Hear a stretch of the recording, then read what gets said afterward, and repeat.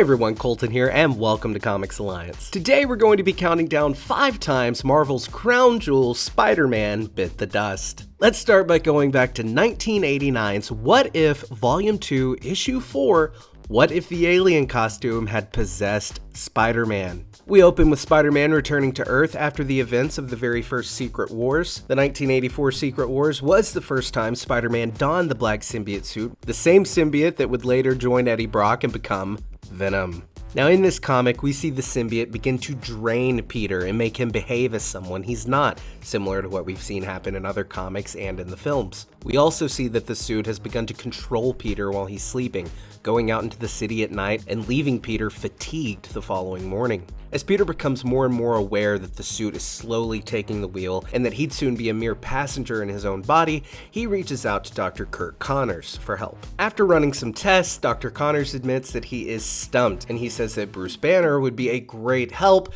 but that he seems to have been permanently transformed into the Hulk, and not Professor Hulk, just full-blown Hulk. Fast forward a few days later, and the Fantastic Four's Reed Richards explains to Spider-Man that the suit he's wearing is alive. Reed is able to separate Peter from the symbiote, but only temporarily. We then see Doctor Strange come in and attempt to separate them using the mystic arts. He fails, and Spider-Man, being controlled by the symbiote, escapes. We now see Thor and the other Avengers fighting a rampaging Hulk.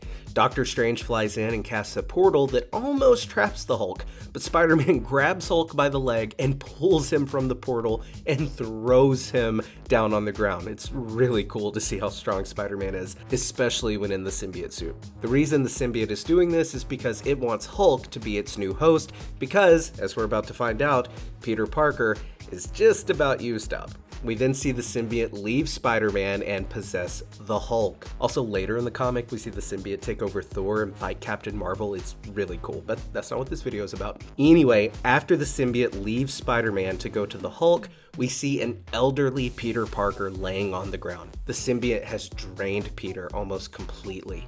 We then see this really sad scene where Peter goes to his Aunt May's house to tell her and MJ what has happened to him, but he's unable to bring himself to tell them the truth, and he pretends to be someone else. Now, later on at the Avengers Mansion, we see Reed approach Peter's office to tell him that he's made some progress on tracking down the symbiote. But when Reed opens the door, he finds Peter collapsed on the floor, dead. We then see a funeral take place for Spider-Man, many heroes attend, but a surprising guest is Wilson Fisk's Kingpin, who has come to pay his respects to a quote, worthy foe. Next up, we have a story that occurred a mere 2 issues later in What If Volume 2, Issue 6, where we get to see Wolverine stab Spider-Man in the back. Literally. This What If comic is titled, What If the X-Men Lost Inferno? In short, Inferno was this big crossover comic that Marvel did.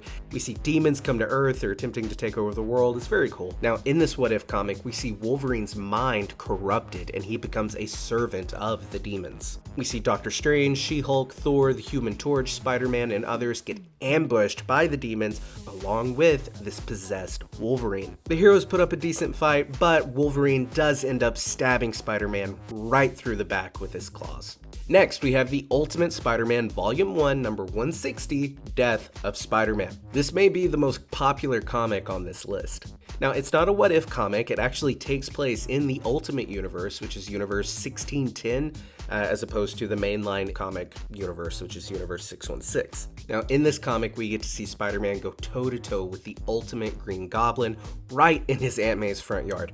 This fight is brutal, and it ultimately ends with Spider-Man picking up a truck and smashing Green Goblin with it.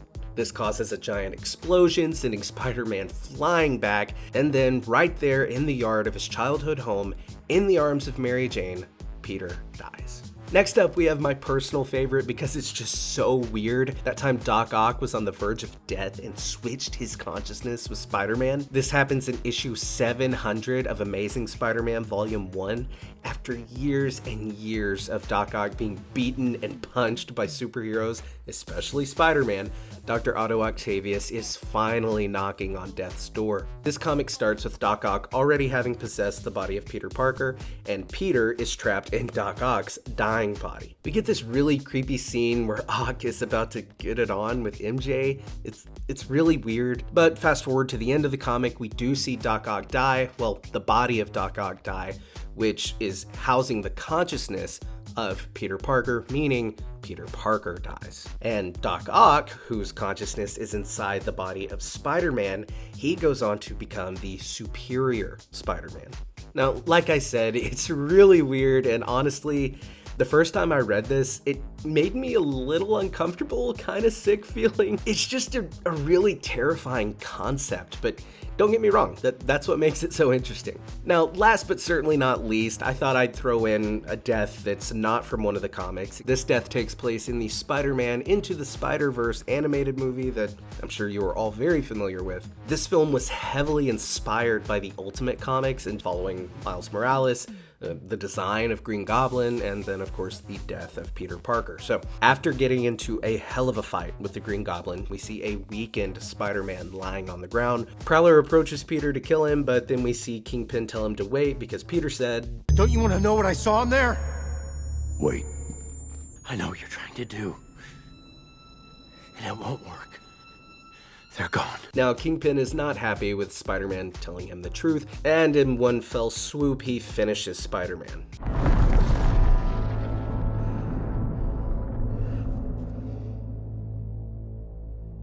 Get rid of the body. Okay, I did not realize how depressing this video would be. So if you need a pick-me-up, we've got a lot of other great content here on the channel, perhaps some more uplifting content covering comics, animation, lots of other fun stuff. So feel free to go check that out. I want to thank you so much for watching this video. I hope you enjoyed it. If you're new here, please do feel free to subscribe and hit that bell so you don't miss a thing. Join the Alliance. We'd love to have you. My name's Colton. I'll see you next time.